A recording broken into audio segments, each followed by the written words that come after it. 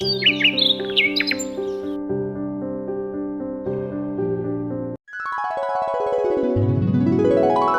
कहानी रामपुर गांव की है, जहां कमला नाम की एक महिला रहती थी। वह हर दिन सुबह सुबह कपड़े धोती थी और मुर्गियों को दाना देती थी। उसके 2 बच्चे थे, प्रिंस और पूजा। उसका पति मदन बहुत बड़ा शराबी था। वह दिन रात शराब के नशे में धुत रहता था। कमला अपना घर चलाने के लिए चिकन बिरयानी बेचती थी। आइए आइए, चिकन बिरयानी खाइए, मात्र 100 रुपए प्लेट, मात्र 100 रुपए प्लेट। चिकन बिरयानी बेचने में कमला के दोनों बच्चे उसकी मदद करते हैं।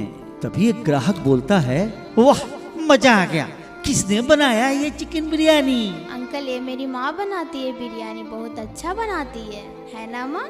मजे लेकर खाइए अंकल। अरे मेरी बेटी पूजा कितनी अच्छी है। अगर ये मेरे दोनों बच्चे नहीं होते तो मैं कैसे काम कर पाती। अच्छा कमला बहन, एक बात बताइए, आपके पति नहीं दिखते हैं, वे रहते कहाँ हैं? इतना सुनकर कमला इमोशनल होकर रोने लगती है। अंकल, मेरे पापा ना दिन भर घर ही पे रहती है, लेकिन वो शराब पी के मम्मी को मारते हैं। अच्छा, वे शराब पीते हैं और मारपीट भी करते हैं, तो बहुत बुरी बात है। घंटे 2 घंटे में ही सारे चिकन बिरयानी बिक जाते हैं और मौसम भी खराब होने लगता है। पूजा सारा पैसा मम्मी को दे देती है। 100, 200, 300, 400, 500, 600, 700, 800। अरे मम्मी जल्दी करो, बारिश आने वाली है, घर भी तो जाना है। हाँ हाँ प्रिंस बेटा, चलते हैं। पूजा जल्दी जल्दी सामान समेटो, अब हम लोग घर के लिए निकलते हैं। तभी बारिश शुरू हो जाती है और कमला अपने दोनों बच्चों के साथ घर के लिए निकलती है। कमला जल्दी जल्दी घर पहुंचती है। ये दीदी, हम लोग घर आ गए, अब मुझे भूख लग गई है। उधर मदन अपने घर में ही बैठकर शराब और सिगरेट पीता रहता है और कमला किचन में पैसे गिनती रहती है। तभी मदन बोलता है, तुम सब आ गए, मैं कब से तुम्हारा वेट कर रहा था। अब आप घर में ही बैठ के शराब पी रहे हैं, निकम्मे शराबी कहीं के। अरे कमला गुस्सा क्यों हो रही हो? सुनो ना, मेरा सारा शराब खत्म हो गया, कुछ पैसे दे दो ना प्लीज। दूर हटिए मेरी नजरों से, शर्म नहीं आती? दिन भर शराब पीते रहते हैं और मुझसे पैसे मांगते हैं। सुनो, ज्यादा ऊंची आवाज में बात करने की जरूरत नहीं है। कल की पिटाई याद है ना? आज भी वैसे ही पीटूंगा। पैसे दे दो, नहीं तो मैं छोड़ूंगा नहीं। नहीं, ये पैसे मैं शराब में उड़ाने के लिए नहीं दे सकती हूँ। ये बच्चों की पढ़ाई के पैसे हैं। अच्छा तो लो फिर, पैसे नहीं देगी मुझे? अभी समझाता हूँ तुम्हें फिर से। लो ये, नहीं देगी पैसा, नहीं देगी तुम पैसा, जल्दी पैसा दो, नहीं तो मैं और मारूंगा तुम्हें। कमला डर से मदन को पैसे दे देती है। 300, 400, 500, 600, 700, 800, अरे 1000। आज तो धन पार्टी होगी। मदन पैसे लेकर अपने कमरे में चला जाता है और उधर कमला दर्द से रोती रहती है। आपको ज्यादा चोट तो नहीं लगी? आप ठीक हो ना? बताओ ना मम्मी प्लीज। बेटा चोट तो लगी है, जाओ पूजा प्रिंस के लिए खाना बना दो। पूजा आधे घंटे में खाना बना लेती है, फिर बोलती है, प्रिंस जल्दी आ जाओ, खाना तैयार है, आओ जल्दी जल्दी आ जाओ। पूजा के बुलाने पर कमला और प्रिंस खाने के लिए आ जाते हैं। फिर प्रिंस बोलता है, लाओ दीदी जल्दी से खाना लगा दो, मैं सुबह से कुछ नहीं खाया, मुझे बहुत भूख लगी है। पूजा बेटा मेरे लिए भी जल्दी से खाना निकाल दो, मुझे भी बहुत तेज भूख लगी है। मम्मी मैं भी सुबह से कुछ नहीं खाई हूँ, मैं भी साथ में लेकर बैठती हूँ। तभी उधर से मदन आ जाता है।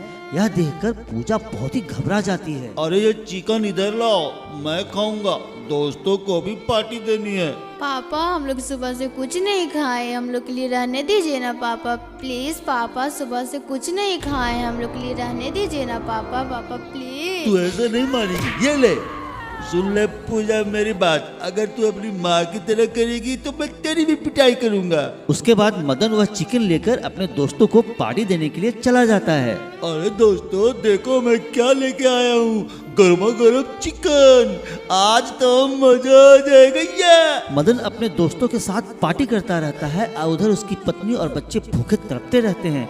तभी उसके घर में एक साधु प्रकट होते हैं।